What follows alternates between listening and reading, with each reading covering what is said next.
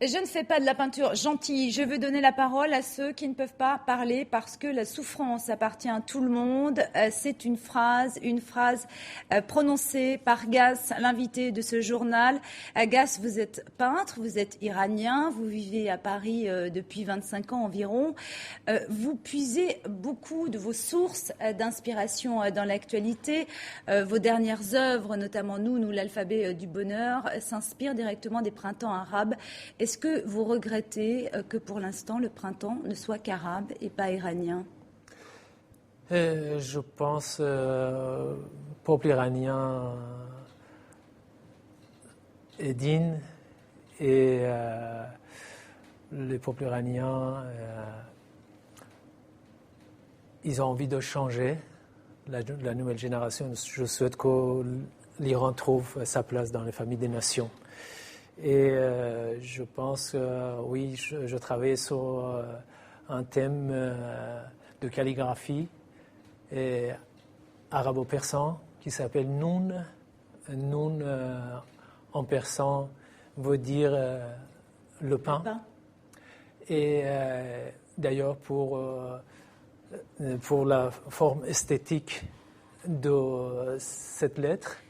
Et ensuite, Noun, bien sûr, c'est un être humain pour vivre, a besoin de ça. Et en plus, je voulais donner une dimension internationale, une dimension planétaire. Car Noun, pour moi, ça veut dire manque de liberté, manque d'expression, manque de rêve, manque de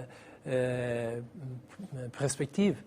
C'est ça. Et c'est pas uniquement, je parle de nourriture. Au-delà des aspirations politiques, il y a finalement les nourritures spirituelles qui peuvent manquer dans un pays comme l'Iran. C'est ça que vous voulez dire aussi à travers ces tableaux, en tout cas à travers toutes les dictatures, pas seulement l'Iran d'ailleurs. Oui, mais aujourd'hui, le problème de notre monde, c'est pas uniquement l'Iran et ce qui se passe dans le monde arabe. Je pense qu'aujourd'hui, je suis heureux, je vois ce changement.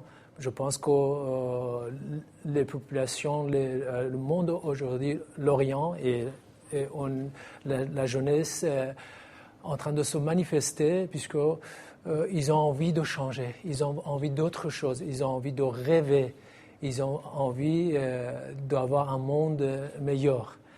Et moi, comme j'ai vécu la guerre, j'ai vécu 8 ans de guerre, j'étais 2 ans comme soldat sous le front, et j'ai mis humanité au centre de ma vie et aussi au centre de ma peinture. Alors, justement, cette guerre, elle est très présente dans vos tableaux. Vous avez peint pendant de nombreuses années avec 3 couleurs uniquement. C'est vous qui construisez vos cadres, c'est-à-dire que vous avez une dimension assez physique par rapport à votre peinture. Ce comportement, il vient aussi de cette guerre que vous avez connue. Vous faites des tableaux difficiles. Vous dites souvent, on ne veut pas m'exposer parce que c'est une peinture très dure. C'est la guerre qui vous inspire la plupart du temps, la guerre et toutes ces horreurs que vous avez connues? Quand on est artiste, on est très subtil. On rentre facilement en regardant dans l'intimité même des gens. On est de moins de réflexion, on est attentif. On donne volume et d'identité à des sensations qui n'existent pas, qui n'ont pas de volume, et qu'on puisse le visualiser. Alors, l'intérêt d'un artiste de peintre donne dimension et volume à ça. Et bien sûr, quand on vit une guerre, quand dans la jeunesse on vit Vous aviez 18 ans lorsque J'avais 18 ans quand j'étais sous le front. Face à l'Iran, c'était la guerre entre l'Iran et l'Irak. Et moi j'ai aussi, et dans ma peinture, j'ai marqué toutes les tragédies du XXe siècle, tout ce que l'homme a commis. On voit 39-45, les génocides de 39-45, et qu'il y a 60 ans. Le génocide rwandais. Le génocide rwandais, le 11 septembre. Il y a et d'autres choses que le non-engagement de la France envers la guerre pendant le mandat. Justement, la guerre contre l'Irak, l'autre guerre, celle des Américains. Les Américains, exactement. Dans vos œuvres, on retrouve souvent le diable. Pour vous, le diable, c'est l'homme?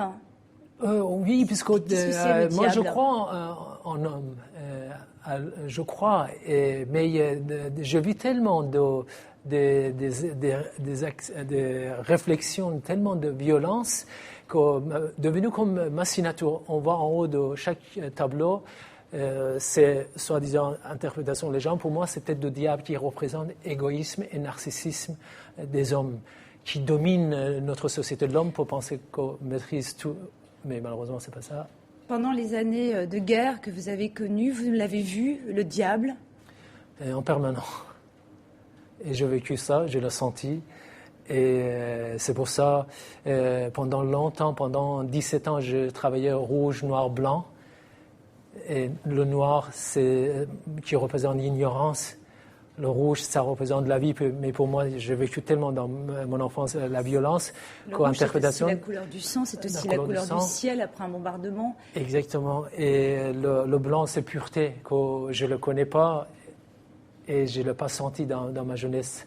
C'est devenu comme un vieillard, c'est une philosophie dans ma peinture. Mais aujourd'hui, vous avez ajouté le jaune, hein, parce qu'avec la reconnaissance de votre art, les choses s'adoucissent. Oui, aussi, puisque moi, je vis mes parents il y a 22 ans. Ils sont décédés tous les deux. Aujourd'hui, en 2010, j'ai apporté la couleur jaune pour le faire revivre et apporter aussi une dimension, une lumière à ma peinture. Ça fait une vingtaine d'années que vous vivez à Paris. Est-ce que vous vous sentez encore comme un exilé? Vous n'avez jamais pu retourner en Iran? Hélas, non, je n'ai pas pu retourner en Iran, mais pour moi, où on se sent bien, c'est votre pays, avec qui vous vous sentez bien, c'est votre patriote. Et c'est ça que j'ai mis les slogans de ma vie. C'est pour ça que j'ai fait une peinture. Je voulais que ma peinture touche l'homme en général, quelle que soit l'identité, la couleur et la religion, les gens. Je voulais toujours donner une dimension planétaire à ma peinture et je voulais pas être un artiste iranien.